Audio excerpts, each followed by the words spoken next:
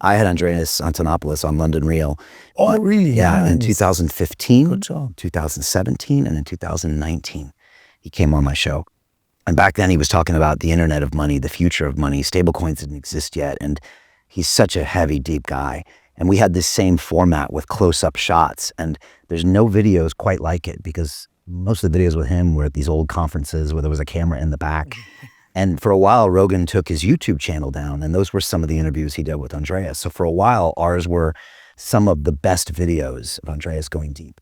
And when I interviewed Michael Saylor, I know you have as well, I know you were at his party, I want to ask you about it. He told me after the interview, he said, Brian, I watched your Andreas Antonopoulos interviews when I went down the rabbit hole in 2020 on Bitcoin. Nice, man. So yeah, it's crazy. I still have to watch it. I didn't know. I'll send them to you. Yeah. Yeah. Well, there's certain tech companies that try to keep my content away from people. Everyone watching, like this is one guy, Andreas Antonopoulos, I always recommend to everyone. He has no hidden interests.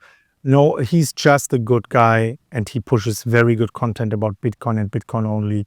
I definitely want to recommend for everyone. He's amazing. You know, in our second episode, I kind of went deep with him afterwards. And for the first time ever, we talked personal with him. You know, what's it like to travel the world, you know, pretty much as a nomad when very few people were doing that, and basically give your life to Bitcoin. And he was a bit like you. He wasn't doing business. He wasn't working with companies. He wasn't endorsing anything.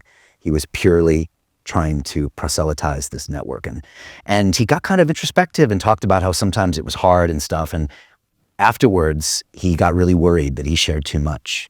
And he said, Brian, once the interview dropped, I got so many personal messages. And he's like, I'm so glad that I opened up about who I am. And he started doing more of that in the future. So yeah, it was kind of cool. Kind of cool to see him do that. Michael Saylor went to MIT and he graduated about 3 years before I did. And at MIT, they require microeconomics and macroeconomics. Okay, now he got a degree, I think, in aeronautical engineering. I got a degree in mechanical engineering.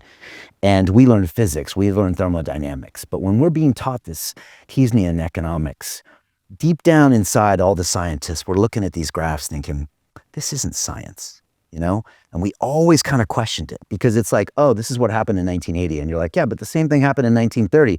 And they're like, oh yeah, but at that time there was something else going on.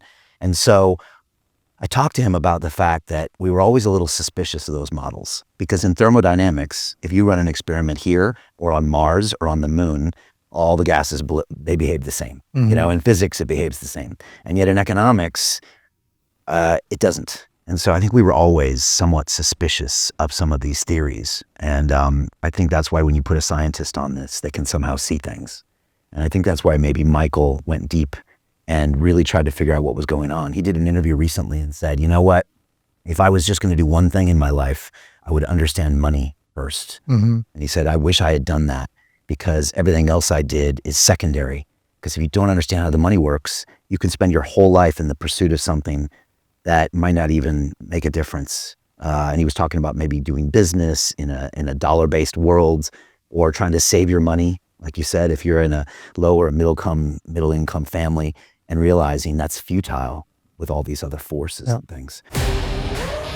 Since I joined London Real, I've already invested in 7 deals, and I'm incredibly excited because that will change my life. That will change the life of my family. That is building generational wealth. And honestly, the first time I was in the Zoom meeting, I was like pinching myself, like this can't be real. If I was not part of the London Real Investment Club, there is no way to participate in the beginning of those companies. We're investing in the companies that are running the ecosystem.